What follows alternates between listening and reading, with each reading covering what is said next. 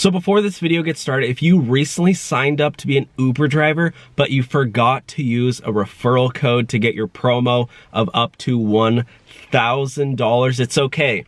I'm gonna leave 7 steps down below to apply a referral code retroactively. It takes about 30 seconds and you can do it right in your Uber driver app. A lot of people don't know that. It's not too late. You can actually go back and apply someone's code. Obviously, if you haven't signed up yet, you can just sign up normally. I'll have links down below for both Uber and Lyft. Just follow the steps down below and you can get your bonus or guarantee of up to $1,000. And now let's get on to the video. Hey everyone, how's it going? Welcome back to the Rideshare Hub. My name's Dylan. Thank you so much for coming by. So in today's video, we're gonna be sharing a story about a homeless man who drives Uber for 60 hours a week, but struggles to get ahead. And we're just gonna be basically talking about this person drives for Uber in San Francisco, again, for 60 hours a week. That's more than a full-time job and still can't, seem to get ahead. And why is that? And why are people like him, shout out to this man for working very hard, why is the basically the system of Uber not allowing people to get ahead who actually work more than 40 hours a week? And you're gonna be shocked. So let's get into this and let's share this story. If you could, please give this video with a big thumbs up. That would allow other people to see this story as well. And we want as many people to see this story so we can share this story with other people so we can learn from each other's mistakes. I myself make a ton of mistakes. I'm definitely not a perfect person. And so if you could just smash the thumbs up button, that would help me out a ton. And yeah, now let's get started with today's video. So this is on sfchronicle.com, and by the way, this is a very timely video because right now Uber and Lyft they just introduced a new proposition called Prop 2022 to keep drivers independent and to basically keep a very, very similar pay model that people like this man, get paid on. And the government is trying to make drivers become employees. So what is the better way? And I want you to make that decision by the end of today's video. So, and that could, the proposition is happening in November. So we're gonna decide very soon whether or not Uber and Lyft drivers in California are gonna become employees. And if that does happen, I'm sure it's gonna carry on to other states as well to basically prevent things like this story from happening. Because yeah, we'll look at it, but essentially, when you're driving a lot, you're taking a big hit on your car, which is one of your biggest assets as an Uber and a Lyft driver. Is your it's a depreciating asset, and every single mile you put in your car, you're essentially paying through your car's depreciation and wear and tear to make money. So it's kind of like you could be making a lot of money, but you're also kind of taking a big hit on money too. And so, I mean, if you're driving 60 hours a week, you're gonna put on 200,000 miles on your car in a couple years. What do you have to buy a new car every 2 years or so? I mean, that's not really sustainable. So let's take a look at this. This is a homeless driver who drives 60 hours a week. Weaving past a cluster of parked RVs and scattered cars, Gary Branson, shout out to you, Gary, pulled his dark blue Prius onto a sandy median on the Great Highway and motioned at the Pacific Ocean. "Welcome to my bedroom," he said wryly. "Cars drive by at 50 miles per hour a few feet away, but I do have a lovely view." He is optimistic. Brandon's Prius, immaculate inside and out, is both his home and his workplace. I feel for this man.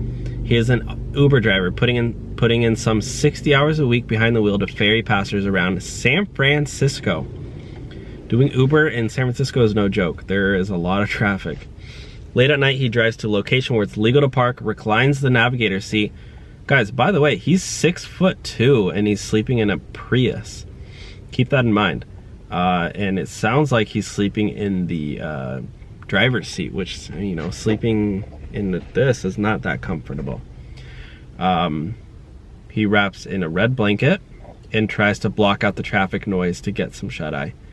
He's figured out practical ways to cope, joining a gym for showers. That is smart. Neatly stowing, well, right now gyms are closed, so that could be difficult. neatly stowing duffels with food and clothes in his trunk, keeping most possessions in a storage unit, frequently vacuuming the car, installing 2 inverters to directly plug in his laptop or electric razor, but it's a hard life. So right here, you guys, you see. So right off the bat, I don't want to judge this man or criticize him, and obviously I don't understand him because I'm fortunate enough to have, you know, a place of my own, but he is homeless. I'm assuming he pays for his car. He still has a car payment, paying for his car, maintenance on his car. He's paying for storage for his stuff, also paying for a gym membership. And yeah, I mean, and I'm assuming he needs to buy food as well, because he, you know, probably doesn't have somewhere to cook. So just those 5 things alone, I would, again, I don't want to criticize, or, you know, I don't have any room to judge, but if you eliminate your car payment, and all these other expenses, gym and storage unit, you could probably afford, you know, a cheap apartment, but then you'll have no car, so you would have to probably get a job somewhere close to your apartment. And keep in mind, you wouldn't have a car payment and you wouldn't put expenses on a car, because what I'm assuming is that because he's driving so much, he's putting on so many miles on his car, so he has to take his car into the shop, and before he knows it, he probably has a big car payment because he's probably, you know, his car's depreciating a lot in value. Then he needs to go buy a new car, and he still has negative equity in that car, so it adds on to the new car loan, and his car payments are bigger, higher interest. A lot of people pay a lot of money just in interest. So that's, you know, those are your 2 options. You kind of like work that hustle and try to make as much money as you can, or try to limit your expenses as much. And guys, this car that I'm sitting in, my car payment for this is $0. I don't, you know, I paid it off. And my insurance, because it is a used car and it's only valued at around $5 grand, the insurance is only around $50 a month. So let's continue reading. It looks like I'm making it work, but I'm still a homeless person. He gets choked up when asked whether he gets lonely. His situation underscores what critics call ride-hailing's poverty wages and precarious nature.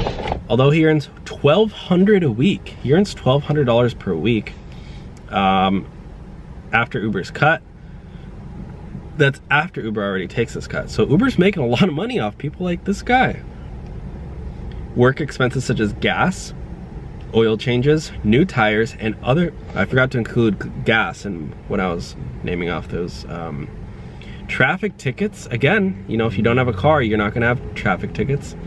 Car insurance, again, you wouldn't have car insurance payment if you don't have a car. Cell phone bill and self-employment taxes eat a big chunk of his income. Yes, self-employment taxes are super, super high in California. If you're working for Uber or a gig app full-time, or, you know, you're making over $600 a year, you're paying a lot of money in self-employment tax. But if you work a W-2 like a normal job, and again, I'm not saying he could afford, you know, a nice apartment in San Francisco, but maybe off in, you know, in a quieter area. But yeah, let's continue reading.